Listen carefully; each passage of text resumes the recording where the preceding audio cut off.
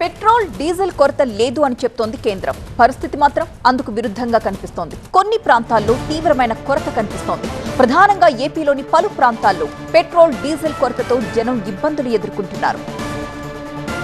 వాహనదారులతో పల్నాడు జిల్లాలోని అన్ని పెట్రోల్ బంకులు రద్దీగా మారాయి. అర్ధరాత్రి నుంచే వాహనదారులు పెట్రోల్ కోసం పడిగాపులు పడుతున్నారు.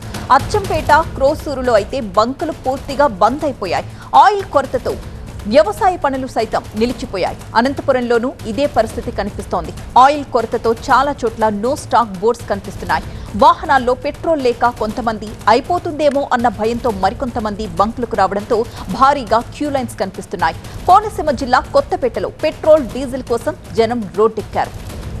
ఇటు తెలంగాణలో కూడా అదే పరిస్థితి కనిపిస్తోంది. పలుచోట్ల తీవ్రమైన ఇబ్బందులు ఎదుర్కొంటున్నారు వాహనదారులు. నిర్మల్ జిల్లాలో అయితే పెట్రోల్ కష్టాలు 3వ రోజుకు చేరుకున్నాయి. భైంసాలో పెట్రోల్ బంకుల ముందు వాహనదారులు ఆందోళనకు దిగారు. సూర్యాపేటలో కూడా వాహనదారులు తీవ్ర ఇక్కట్లు ఎదుర్కొంటున్నారు. ఆయిల్ కంపెనీలు డీలర్లకు అప్పు ఇవ్వకపోవడంతో ఈ తీవ్ర కొరత ఏర్పడుతోంది. ఖమ్మంలో కూడా సేమ్ సిచ్యువేషన్ కనిపిస్తోంది.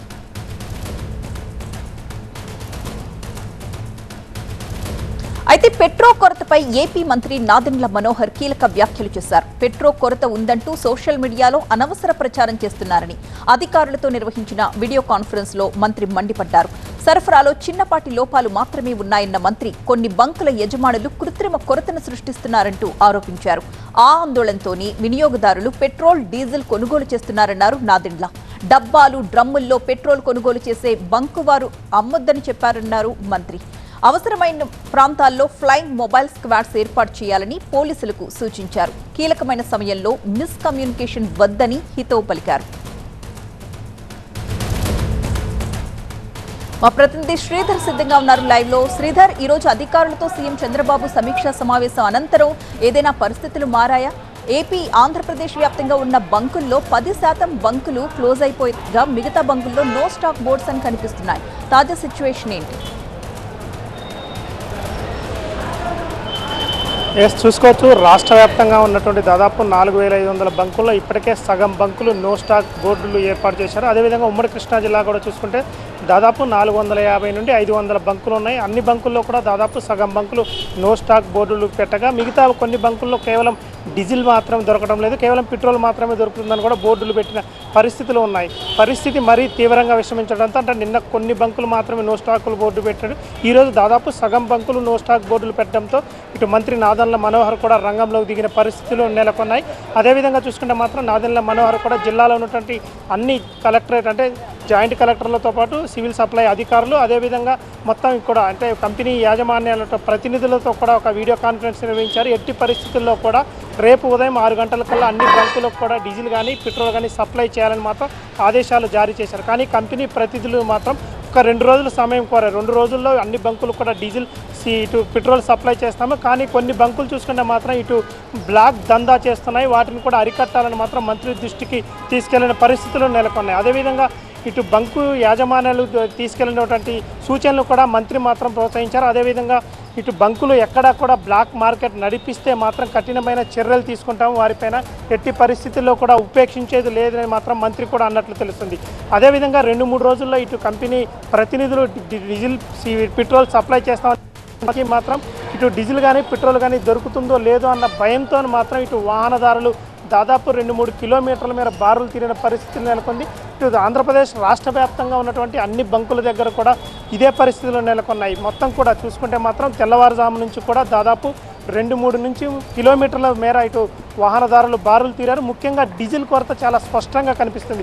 ఎందుకంటే ఇటు వ్యవసాయ పనుల నిమిత్తం ఎక్కువగా డీజిల్ తీసుకెళ్లడానికి ఇటు డ్రమ్ముల్లో, క్యాన్లలో ఇటు రైతులు పెట్రోల్ బంకుకు చేరుకోవడంతో అక్కడ కొంత ఉద్రిక్త పరిస్థితులు కూడా నెలకొన్నాయి. ఎందుకంటే ఇటు బంకు డ్రమ్ముల్లో కానీ క్యాన్లలో కానీ డీజిల్ కొట్టమని ఇటు బంకు యజమానులు చెప్పడంతో రైతులు కూడా కొంత ఆందోళన వ్యక్తం చేస్తున్నారు. ఎందుకంటే అసలే వ్యవసాయ సమయము, ఇటు కోతల సమయము, ఖచ్చితంగా డీజిల్ అవసరం ఉంటుంది రైతులకి.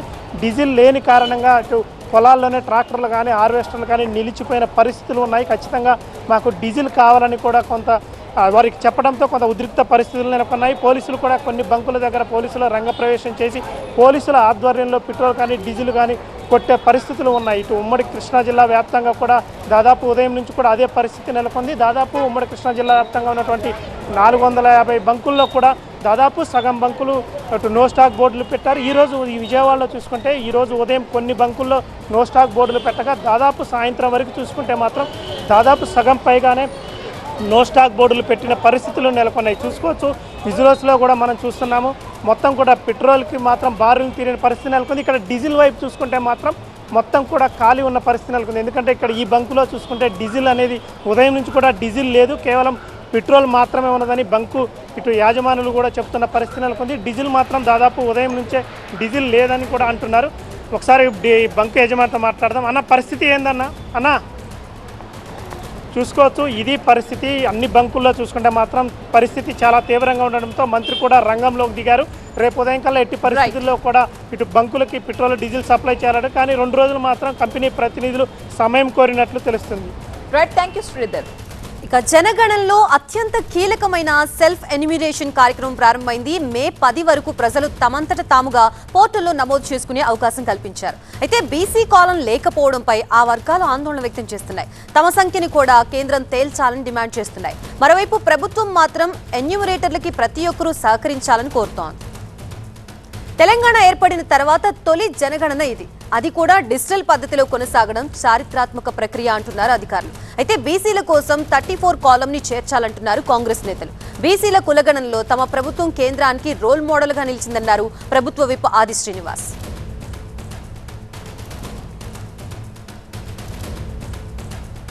ఇదే అంశానికి సంబంధించి మనకి పూర్తి అప్డేట్స్ అందించడానికి మా ప్రతినిధి అశోక్ సిద్ధంగా ఉన్నారు. అశోక్, ఈ జనగణనలో అత్యంత కీలకమైన ఈ సెల్ఫ్ ఎన్యూమరేషన్ కార్యక్రమంలో మే 10 వరకు ప్రజలు తమంతట తాముగా పోర్టల్లో నమోదు చేసుకునే అవకాశం ఉంది. అయితే మరి బీసీ కాలం లేకపోవడంపై అసలు ఆ వర్గాల ఆందోళన ఏంటి, వారి డిమాండ్స్ ఏంటి?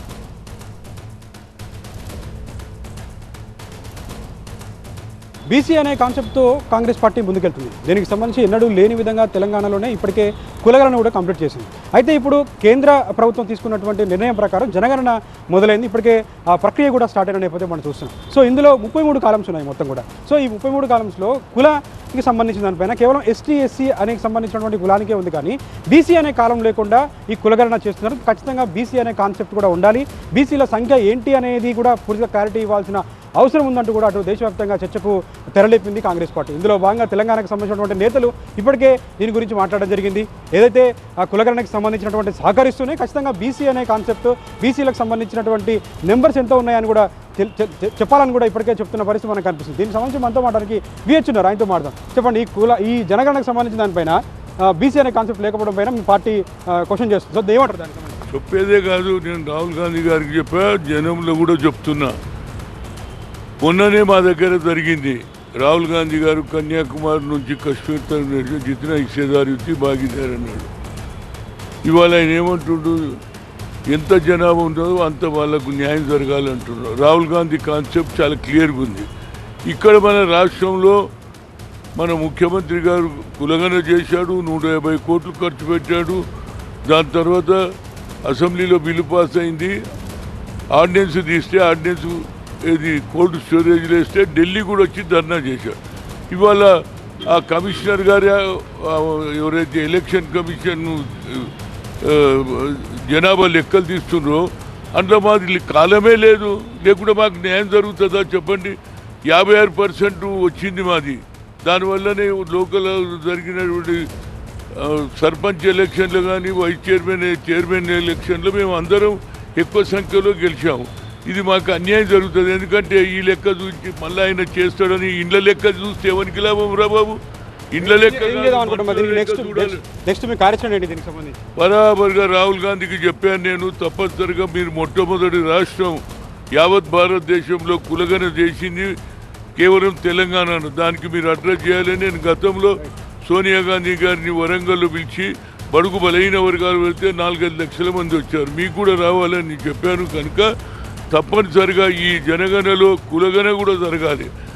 తర్వాత చేస్తామంటే ఇండ్ల లెక్క చూస్తే మాకు అన్యాయం జరుగుతుంది, మాకు పదవులలో కూడా అన్యాయం జరుగుతుంది, పొజిషన్లో కూడా ఉద్యోగాలలో కూడా అన్యాయం జరుగుతుంది. కాబట్టి తప్పనిసరిగా నేను దీనికి వ్యతిరేకం. తప్పనిసరిగా ప్రజలలో కూడా మేల్కోవాలి. ఏది అన్యాయం ఏంది, ఎస్సీ ఎస్టీ పెడతారు, ఓబీసీ అని పెడితే అయిపోయి, ఓబీసీలో మైనార్టీస్ కూడా ఉన్నారు, అందరు లెక్క తీయాలి కదా. కులగణన అంటే నేను ఎప్పుడో చెప్పినా నరేంద్ర మోడీ గారికి, అయ్యా నువ్వు క్యాస్ట్ వైజ్ సెన్సర్ చేయి, 1931లో అయింది, నువ్వు చేయలేదంటే ఇప్పుడు చేసి కూడా సగమే చేసి మళ్ళీ మా నెత్తి మీద మొట్టికాయ కొడుతున్నారు కనుక నేను దీనికి వ్యతిరేకం అని చెప్తున్నా. సో మొత్తానికైతే జనగణని మేము సపోర్ట్ చేస్తున్నాం, కానీ ఖచ్చితంగా బీసీలకు సంబంధించినటువంటి లెక్క తెలవాల్సింది. ఎట్టి పరిస్థితుల్లో తెలంగాణలో ఆ లెక్కను చూసిన తర్వాతే 56% వరకు కూడా మిగతా ఎన్నికల్లో కావచ్చు అనేక విధాలుగా కూడా ముందుకు పోతున్నాం. సో దేశవ్యాప్తంగా ఇది జరగాలంటే ఖచ్చితంగా ఈ లెక్కలు అయితే రావాల్సిన అవసరం ఉందని కూడా అటు బీసీ నేతలు చెప్తున్న పరిస్థితి మనకు కనిపిస్తుంది. దీనికి సంబంధించి మన కేంద్ర ప్రభుత్వం ఏ విధంగా స్పందిస్తుంది మాత్రం వేచి చూడాల్సిన అవసరం కనిపిస్తుంది. Right, thank you Ashok. Kotia గ్రామాల్లో జనగణన వివాదానికి దారితీసింది. ఒడిశా అధికారులు చేపట్టిన జనగణనకు గిరిజనులు సహకరించలేదు. సహకరించని ఇద్దరిని పోలీసులు అరెస్ట్ చేశారు. ఈ అరెస్టులపై మంత్రి సంధ్యారాణి అభ్యంతరం వ్యక్తం చేశారు. ఆంధ్రాకు వచ్చి ఒడిశా అధికారులు దౌర్జన్యం చేయడం ఏంటని ప్రశ్నించారు. సరిహద్దు గ్రామాల ప్రజలు భయభ్రాంతులకు గురి కాకుండా ఏపీ ప్రభుత్వం చర్యలు తీసుకుంటుందన్నారు. ఆంధ్రప్రదేశ్ జనాభాలో ఒక మనిషిగా ఉండాలనుకుంటున్నారు, మీకెందుకు వాళ్ళు సహకరించాలి? ఒరిస్సాకు వాళ్ళు రామంటున్నారు, రాము అన్నప్పుడు మీరు ఎందుకు ఇబ్బంది పెడుతున్నారు? అది ఒరిజినల్ గా 21 గ్రామాలు ఆంధ్రప్రదేశ్ లో ఉన్న గ్రామాలు. అవి సాలూరు నియోజకవర్గంలో సాలూరు మండలంలో ఉన్న గ్రామాలని. ఆ గ్రామాల ప్రజల్ని మీరు కావాలని గిరిజనులు అమాయకులు అని వాళ్ళని భయభ్రాంతులు చేయడానికి ప్రయత్నం చేస్తున్నారు. ఇది ఎంత మాత్రం సహించాల్సిన విషయం కాదు. ఈ విషయం మొత్తం ముఖ్యమంత్రి గారి దృష్టికి తీసుకువెళ్తున్నాం. ఖచ్చితంగా దీని మీద కఠినంగా ఉండాల్సిన అవసరం కూడా ఉంది. ఎందుకంటే వాళ్ళు అరెస్ట్ చేస్తున్నారు, ఫోన్ చేస్తే వాళ్ళు విడిచిపెట్టరు. ఎందుకు అనంటే ఏవేవో సాకులు చెప్తున్నారు. రైట్, ఇదే అంశానికి సంబంధించి మా అసోసియేట్ ఎడిటర్ ఈశ్వర్ మరిన్ని అప్డేట్స్ అందిస్తారు. ఈశ్వర్, అసలు ఈ కోటియా గ్రామంలో ఏం జరిగింది? జనగణనకు సంబంధించి అక్కడ ఉన్న గిరిజనుల్ని ఎందుకు అరెస్ట్ చేశారు అధికారులు? దీనికి సంబంధించి మంత్రి సంధ్యారాణి కూడా స్ట్రిక్ట్ గా వార్నింగ్ ఇచ్చారు. అప్డేట్స్ ఏంటి? కొటియా గ్రామాలు ఆంధ్ర ప్రాంతంలో భాగం. అవి వాస్తవానికి 1936లో ఒడిశా ఏర్పడినప్పుడు కానీ 1953లో ఆంధ్ర రాష్ట్రం ఏర్పడినప్పుడు కానీ వాటికి సంబంధించి ఏ డీలిమిటేషన్ అప్పట్లో జరిగిన డీలిమిటేషన్లో వాటిని ఎక్కడా చేర్చకపోవడంతో అవి ఆంధ్రప్రదేశ్ భూభాగంలో ఉండడంతో మద్రాస్ ప్రెసిడెన్సీ రికార్డ్స్ ప్రకారం కూడా ఆంధ్రప్రదేశ్ ప్రభుత్వమే అక్కడ శిస్తును వసూలు చేయడం కావచ్చు, లేకపోతే పట్టాలు పంపిణీ చేస్తుంది. ఆంధ్రప్రదేశ్ ప్రభుత్వమే ఆ 21 గ్రామాలు మొదటి ఉండేటివి అవి ఇప్పుడు 28 నుంచి 34 గ్రామాలుగా మారాయి. అక్కడ పాఠశాలలు కానీ లేకపోతే అంగన్వాడీ స్కూల్స్ కానీ పిహెచ్సిలు ప్రైమరీ హెల్త్ సెంటర్స్ కానీ అన్ని ఆంధ్రప్రదేశ్ నిర్మించి నిర్వహణ చేస్తోంది. పూర్తిగా అక్కడ ఉన్న గిరిజన తెగలు కూడా ఆంధ్రప్రదేశ్లో ఉన్న గిరిజన తెగలతో సంబంధ బాంధవ్యాలు ఉన్నాయి. పూర్తిగా ఆంధ్రప్రదేశ్కి సంబంధించిన వ్యవహారం. అయితే ఒడిశా అక్కడ ఒక ఖరీదైన మినరల్స్ ఉన్నాయి, అక్కడ సహజ వనరులు ఎక్కువగా ఉన్న నేపథ్యంలో ఒడిశా ఆ గ్రామాల మీద కన్నువేసింది. అప్పటి నుంచి ఆ ప్రాంతంలో రహదారులు నిర్మించే ప్రయత్నం చేయడం, ఆ ప్రాంతవాసుల అభిప్రాయాలకి భిన్నంగా అక్కడ ఓటర్లుగా చేర్చుకున్న ప్రక్రియ చేస్తుంది. తాజాగా కూడా జనగణనకు సంబంధించి అక్కడికి వెళ్ళి వివరాలు సేకరించే ప్రక్రియ ప్రారంభించింది. అయితే వివరాలు నిరాకరించారంటూ అక్కడ ఉన్న దాంట్లో ఉన్న సెక్షన్స్ ప్రకారం ఇద్దరిని అరెస్ట్ చేసి జైలుకి తీసుకెళ్లిన నేపథ్యం కనిపించింది. దీంతో ఒక్కసారిగా అక్కడ ఉద్రిక్త పరిస్థితులు ఏర్పడిన పరిస్థితి అక్కడ నెలకొంది. వాస్తవానికి వాటికి సంబంధించి 1968లో సుప్రీంకోర్టులో ఒక పిటిషన్ ఒడిశానే వెళ్ళింది. ఆ సమయంలో కూడా ప్రస్తుతం స్టేటస్ కో మెయింటైన్ చేయాలని చెప్పి సుప్రీంకోర్టు ఆదేశించింది. అయితే ఎట్లా స్టేటస్ కో అంటే ప్రస్తుతం ఏ విధంగా స్వాతంత్రం తర్వాత నుంచి నడుస్తుందో అదే వ్యవహారాన్ని చేయాలని చెప్పి కేంద్రాన్ని డైరెక్ట్ చేసింది. నెక్స్ట్ జరగబోయే డీలిమిటేషన్, ఇప్పుడు డీలిమిటేషన్ ఒక డ్యూ ఉంది కాబట్టి డీలిమిటేషన్ జరిగే సమయంలో వాటికి సంబంధించి క్లారిటీ వచ్చే అవకాశం ఉంది. అయితే ఈలోపే ప్రతిసారి కూడా వాళ్ళు అక్కడ ఉన్న ఎలక్షన్స్ టైంలో ఓటర్లుగా చేర్చుకున్న ప్రక్రియ చేయడం, లేకపోతే అక్కడ అధికారులని పోలీసులను తీసుకొచ్చి అక్కడ ఆ గ్రామ ప్రజల్ని భయభ్రాంతులకు గురి చేసే ప్రక్రియ చేస్తున్నారు. దాని మీద గతంలో నవీన్ పట్నాయక్తో సంబంధించి కావచ్చు, లేకపోతే ముఖ్యమంత్రి అప్పట్లో ఒకసారి 2 రాష్ట్రాల ప్రభుత్వాల మధ్య కూడా కొన్ని టాక్స్ అయ్యాయి. కానీ అప్పుడప్పుడు అక్కడున్న స్థానికంగా ఉన్న రెవెన్యూ అధికారులు కానీ పోలీస్ అధికారులు కానీ ఆ కొటియా గ్రామాలకు వచ్చి అక్కడ ప్రజలని భయభ్రాంతులకు గురి చేస్తున్నారు. ప్రజలు కూడా ఆందోళనకు గురవుతున్నారు. ఎందుకంటే పోలీసులు కానీ అధికారులు కానీ వచ్చినప్పుడు ఆ ఒత్తిడికి వాళ్ళు గురవుతున్న నేపథ్యం కనిపిస్తుంది. సో ప్రస్తుతం ఈ వ్యవహారాన్ని ఖచ్చితంగా కేంద్రం జోక్యం చేసుకోవాల్సిన వ్యవహారం కాబట్టి ఆ ప్రాంతానికి ప్రాతినిధ్యం వహిస్తున్న సంధ్యారాణి మంత్రి దాన్ని రాష్ట్ర ప్రభుత్వం దృష్టికి తీసుకొచ్చే అవకాశం ఉంది. రేపు క్యాబినెట్లో ఆ డిస్కషన్ వచ్చే అవకాశం ఉంది. ఈ నెల 30వ తేదీ రాష్ట్ర క్యాబినెట్ జరగబోతుంది. సో దాంట్లో ఆ డిస్కషన్ చేసిన తర్వాత కేంద్రానికి మళ్ళీ మరొకసారి రాష్ట్రం విజ్ఞప్తి చేసే అవకాశం ఉంది. ఇది కేవలం రాష్ట్రాల సరిహద్దు సమస్యే కాదు, మన రాష్ట్ర సావరినిటీకి సంబంధించిన వ్యవహారం. ఎందుకంటే మన రాష్ట్ర సార్వభౌమాధికారానికి సంబంధించిన అంశం కూడా అది పూర్తిగా ఆంధ్రప్రదేశ్కి సంబంధించిన భూభాగం. అది అక్కడ ప్రజల ఆచారాలు కావచ్చు, అక్కడ వాళ్ళ వ్యవహారాలు కావచ్చు, వాళ్ళ సంస్కృతి కావచ్చు, వాళ్ళ ఉపాధికి సంబంధించిన వ్యవహారాలు కావచ్చు, అన్నీ మన సంస్కృతిలో భాగము. ఇప్పుడు వాటిని మనమే పెంచి పోషిస్తున్నాం. సో అట్లాంటి వాటిల్లో కేవలం కొన్ని సహజ వనరులు ఎక్కువగా ఉన్నాయి, లేకపోతే ఖరీదైన మినరల్స్ ఉన్నాయన్న నేపథ్యంలో ఒడిశా ప్రభుత్వం చేస్తున్న ఈ అరాచకాన్ని ఆంధ్రప్రదేశ్ ప్రభుత్వం గట్టిగా ఎదుర్కొనే ప్రయత్నం చేస్తుంది. అవి ఎప్పటికీ ఆంధ్రప్రదేశ్ భూభాగంలో భాగమే అని చెప్పే ప్రయత్నమే చేస్తుంది. అదే విషయాన్ని సంధ్యారాణి ఈరోజు మరొకసారి స్పష్టం చేశారు. దానిపైన ఎలా వెళ్ళాలి అన్న దాని మీద రేపు క్యాబినెట్లో చర్చించే అవకాశం ఉంది. ఖచ్చితంగా ఆంధ్రప్రదేశ్ భూభాగంలోని ప్రాంతాలు కానీ ఆంధ్రప్రదేశ్ రక్షించబడే ప్రాంతాలు కానీ అవి కొనసాగే అవకాశం ఉంటుంది. కాబట్టి ఆంధ్రప్రదేశ్ ప్రభుత్వం కూడా త్వరలోనే కేంద్రానికి లేఖ రాయడమో లేకపోతే కేంద్రానికి ఒక రిప్రజెంటేషన్ పంపించి దానికి సంబంధించి చర్య తీసుకోవాలని చెప్పే అవకాశం ఉంటుంది. అదే సమయంలో సుప్రీంకోర్టులో కూడా ఇంకా స్టేటస్ కొనే ఉంది కాబట్టి మరొకసారి సుప్రీంకోర్టు కూడా వెళ్ళే అవకాశం ఉంది దీనిపైన. ఎందుకంటే ప్రతిసారి ఇట్లాంటి ఎలక్షన్స్ వచ్చినప్పుడు కావచ్చు, లేకపోతే వాస్తవానికి అక్కడ పంచాయతీ ఎలక్షన్ జరిగినప్పుడు మనమే ఆంధ్రప్రదేశ్ రాష్ట్ర ప్రభుత్వం పంచాయతీ ఎన్నికలు నిర్వహిస్తూ ఉంటుంది. కానీ వాళ్ళు ఎలక్షన్స్ తర్వాత వచ్చి రహదారులు నిర్మించే పనులు కావచ్చు, లేకపోతే ఆ ప్రాంతంలో కొంత హడావిడి చేసే ప్రక్రియ చేస్తున్నారు. సో ఇట్లాంటి వాటన్నిటి మీద కేంద్ర జోక్యం అవసరం. అదే సమయంలో డీలిమిటేషన్ కూడా ఉంది కాబట్టి వీళ్ళని త్వరలో ఆ సమస్య పరిష్కారానికి అయితే రాష్ట్ర ప్రభుత్వం కృషి చేసే అవకాశం చాలా స్పష్టంగా కనిపిస్తోంది. ఈ లోపు అక్కడ ఆ గ్రామాలపైన ఉన్న పట్టుని మాత్రం రక్షించే హక్కుని ఆంధ్రప్రదేశ్ ప్రభుత్వం మాత్రమే కలిగి ఉన్నట్టుగా చాలా స్పష్టంగా అర్థమవుతున్న నేపథ్యం కనిపిస్తుంది. ఇక తమిళ నిర్మాతల మండలి కీలక నిర్ణయం తీసుకుంది. ఇకపై నటీనటులకు రెమ్యూనరేషన్ ఇవ్వకూడదని, కేవలం సినిమా లాభాల్లో రెవెన్యూ షేర్ మాత్రమే ఇవ్వాలని ప్రతిపాదించింది. అయితే నటులు మాత్రం ఓటీటీ, శాటిలైట్ హక్కుల ద్వారా వచ్చే ఆదాయంలోనూ భాగస్వామ్యం చేయాలని పట్టుబడుతున్నారు. ఈ అంశంపై ఇరు వర్గాల మధ్య చర్చలు కొనసాగుతూనే ఉన్నాయి. ఈ క్రమంలో నిర్మాతల మండలి ప్రకటించిన నిర్ణయాలకు నడిగర్ సంఘం ఓకే చెబుతుందా లేదా అన్నది ఆసక్తికరంగా మారింది. నడిగర్ సంఘానికి చాలాసార్లు నిర్మాతలు ప్రతిపాదనలు పంపారు. కానీ నడిగర్ సంఘం లెక్క చేయడం లేదు. దీంతో నిరసనగా మే 2న ఒకరోజు షూటింగ్లు నిలిపివేయాలని నిర్ణయం తీసుకున్నారు. అలాగే ఏపీలో అమలవుతున్న రెవెన్యూ షేర్ విధానం తమిళంలోనూ అమలు చేయాలంటున్నారు. అటు తమిళనాడు థియేటర్ యజమానుల సంఘం, మల్టీప్లెక్స్ ఓనర్ల సంఘం కీలక నిర్ణయం తీసుకున్నాయి. నిర్మాతలు తమ సినిమాలను విడుదలైన 8 వారాల్లోపు ఓటీటీ ప్లాట్ఫామ్లలో రిలీజ్ చేయకూడదని ప్రతిపాదించాయి. ఈ విషయంపై నిర్మాతలు ఎలా స్పందిస్తారన్నది చూడాలి.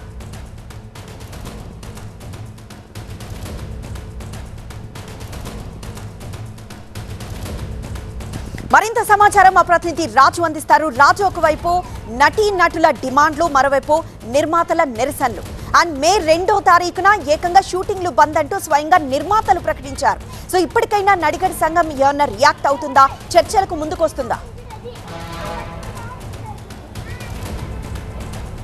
అంటే ఇప్పటి వరకు నడిగర్ సంఘం అయితే మాత్రం రెస్పాండ్ కాలేదు. కానీ ఖచ్చితంగా తమిళ నిర్మాతల మండలి మాత్రము ఒక కీలకమైన నిర్ణయాన్ని తీసుకుంది. మే 2వ తారీఖున పూర్తిగా సినిమా షూటింగ్ను నిలిపివేయాలనేదే ఈ నిర్ణయం నేపథ్యంలోనే మరి ఏం జరగబోతుంది, మరి చర్చలు జరుగుతాయా లేదా అన్నది మాత్రం వేచి చూడాల్సిన అవసరం అయితే ఉంది.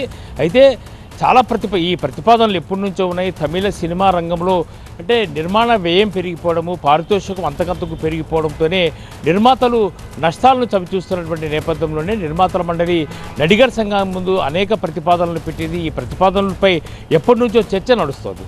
ఒకవైపు ఆంధ్రప్రదేశ్లో కొద్దిమంది హీరోలు ఏదైతే రెవెన్యూకు సంబంధించి అంటే సినిమాలో పారితోషికం కాకుండా రెవెన్యూలో షేర్ తీసుకుంటున్నారు కాబట్టి అలాంటి విధానమే తమిళ రంగంలో కూడా, తమిళ సినిమా రంగంలో కూడా రావాలన్నదే తమిళ నిర్మాతల మండలి చేస్తున్నటువంటి వాదన. ఈ నేపథ్యంలోనే నడిగర్ సంఘం ముందు ఒక ప్రతిపాదన తీసుకొచ్చారు. అయితే నడిగర్ సంఘం మాత్రము చాలా కారకంటిగా చెప్తున్నది ఒకటి, ఈ రెవెన్యూ అనేది సినిమా పారితోషికంగా కాకుండా కేవలము శాటిలైట్, ఓటీటీలో వచ్చే ఆదాయం కూడా తమకిస్తే తమ అంగీకరించే పరిస్థితి ఉన్నట్టుగానే ఒక రకమైనటువంటి సూచన, అభిప్రాయం కూడా ఇప్పటికే నిర్మాతల మండలికి వచ్చింది. అయితే నిర్మాతల మండలికి ఈ ప్రతిపాదన వచ్చిన నేపథ్యంలోనే మల్టీప్లెక్స్ ఓనర్స్ కానీ, ఎగ్జిబ్యూటర్స్ కానీ మరో కొత్త వాదన తెర మీదకి తీసుకొచ్చారు. ఖచ్చితంగా సినిమా విడుదలైన తర్వాత 8 వారాల వరకు శాటిలైట్ కానీ లేదంటే ఓటీటీ ప్లాట్ఫామ్లో రిలీజ్ చేయకూడదు అనేదే ఒక నిబంధన. ఒకవేళ 8 వారాల్లోపు సినిమాను రిలీజ్ చేయడం ద్వారా లేదంటే శాటిలైట్ పర్మిషన్స్ ఇస్తే మాత్రము ఖచ్చితంగా రెవెన్యూ తగ్గిపోయే అవకాశం ఉంటుంది, ఎగ్జిబిటర్స్కి నష్టాలు వస్తాయన్నదే ప్రధానమైనటువంటి ఆరోపణ, ప్రధానమైనటువంటి అభియోగం కూడా ఇటువైపు నుంచి వస్తుంది. కాబట్టి పూర్తిగా తమిళ సినిమా రంగంలో ఒక సందిగ్ధత పరిస్థితి ఏర్పడింది. ప్రత్యేకించి మరి మే 2వ తారీఖున సినిమా షూటింగ్లు పూర్తిగా నిలిచిపోతే నడిగర్ సంఘం రెస్పాండ్ అయ్యే అవకాశం ఉంది. మన నడిగర్ సంఘము తమిళ ఏదైతే నిర్మాతల మండలితో చర్చకు వస్తే మాత్రము నిర్మాతల మండలి ప్రతిపాదించినట్లుగానే సినిమాల్లో పారితోషికాలు కాకుండా వచ్చే లాభాల్లో రెమ్యునరేషన్లు తీసుకోవాల్సి ఉంటుంది, షేర్గా తీసుకోవాల్సి ఉంటుంది. ఆ రకంగా నడిగర్ సంఘం ఒప్పుకుంటుందా లేదా అని మాత్రం సందిగ్ధ పరిస్థితి ఇప్పటికే సినిమా ఇండస్ట్రీలో పెద్దలు ఇప్పటికే చర్చిస్తున్నారు. మరి ఏ రకంగా ఈ రెండు సంఘాల మధ్య ఒకవైపు నడిగర్ సంఘంతో పాటు మరోవైపు నిర్మాతల మండలి మధ్య చర్చలు జరుగుతుంటే మల్టీప్లెక్స్ ఎగ్జిబిటర్స్ కూడా ఈ వాదనని వ్యతిరేకిస్తున్నారు. కాబట్టి మరి వాళ్ళతో కూడా చర్చలు జరపాల్సిన అవసరం ఉంది. ఈ 3 సంఘాలు ముగ్గురు కూడా ఏ రకమైన నిర్ణయం తీసుకోవడం ద్వారా చిత్ర పరిశ్రమలో నెలకొన్నటువంటి సందిగ్ధత తెరపడే అవకాశం ఉంటుందో వేచి చూడాల్సిన అవసరం అయితే ఉంది. ఎస్ రాజు.